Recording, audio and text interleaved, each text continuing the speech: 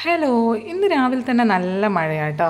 രാവിലെ എണീക്കാനേ തോന്നുന്നുണ്ടായിരുന്നില്ലേ. പിന്നെ എന്തായാലും എണീക്കാണ്ട് രക്ഷയില്ലല്ലോ എന്ന് വിചാരിച്ച് ഒരു 6:30 എണീറ്റ് കേട്ടോ. എണീറ്റ പാടെ ഞാൻ കിച്ചണിലേക്കാട്ടോ പോയത്. ഇന്ന് ചപ്പാത്തിയും മുട്ട റോസ്റ്റും ആട്ടോ ഉണ്ടാക്കിയത്.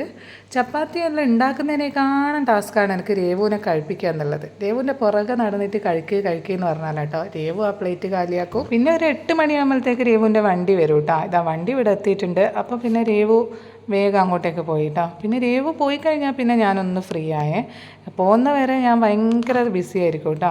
അപ്പം ഞാൻ അരിക്കുള്ള വെള്ളം വെച്ചിട്ടുണ്ടായിരുന്നു. അങ്ങനെ ഞാൻ അരിയെല്ലാം കഴുകിയിട്ട് അതിലേക്ക് ഇട്ടിട്ടുണ്ട്. അപ്പോഴത്തേക്കും ഇതാ മേതൂട്ടി എണീറ്റ് വന്നിട്ടുണ്ട്.